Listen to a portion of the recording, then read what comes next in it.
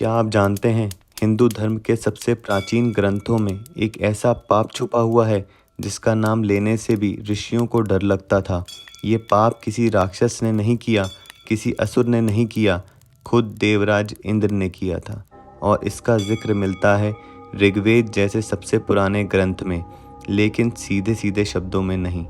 नमस्कार दोस्तों, स्वागत है मेरे चैनल गर्भगृह सीक्रेट्स पर। हम इंद्र को जानते हैं, बिजली का देवता, बारिश का स्वामी, देवराज। लेकिन ऋग्वेद के कुछ सूक्तों में इंद्र को एक अजीब रूप में दिखाया गया है। एक ऐसा देवता जो भय से कांपता है और जल के बीच छुप जाता है।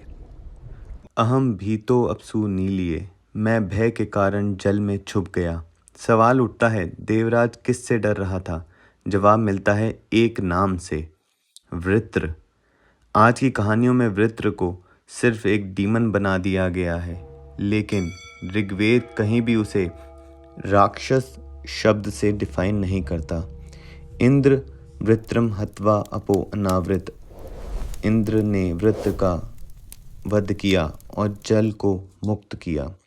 यहाँ सिर्फ वृत्र लिखा है, न असुर न राक्षस। बाद के वैदिक ग्रंथ जैसे निरुक्त यस्क इशारा करते हैं कि वृत्र एक महातपस्वी ब्राह्मण स्वरूप था। अगर वृत्र तपस्वी ब्राह्मण था तो एक सच सामने आता है, इंद्र ने ब्रह्म हत्या की।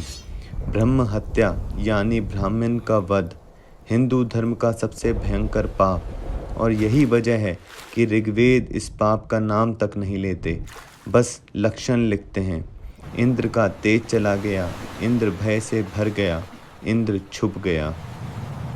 इस पाप के बाद इंद्र स्वर्ग छोड़कर जल के बीच छुप जाता है। देवता घबरा जाते हैं, स्वर्ग बिना इंद्र के अधूरा हो जाता है। तब एंट्री होती है ब्रह्मा की। ग्रंथ में स्पष्ट लिखा है, इंद्र पर ब्रह्म हत्या का दोष आया और वह तेजहीन हो गया। ब्रह्मा कहते हैं, ये पाप एक जीव नहीं उठा सकता। और फिर होता है पाप का विभाजन। पाप के 4 भाग किए गए। एक भाग मिला पृथ्वी को, इसलिए ज़मीन कभी बंजर होती है। दूसरा जल को, इसलिए पानी में अशुद्धि आती है। तीसरा वनस्पति को, इसलिए पेड़ काटने पर रस निकलता है। और चौथा मानव जाति को, इसलिए दुख, रोग और पीड़ा चलती रहती है।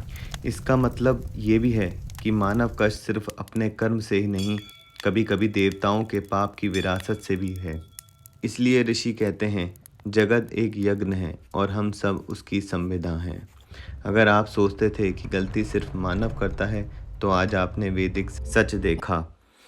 अगर आप चाहते हैं कि मैं ऐसे ही और भी वैदिक राज जो ग्रंथों में छुप गए आपके सामने लाता रहूं, तो सब्सक्राइब करिए गर्भगृह सीक्रेट्स को, क्योंकि यहाँ कहानी नहीं, प्रमाण के साथ सच बोला जाता है।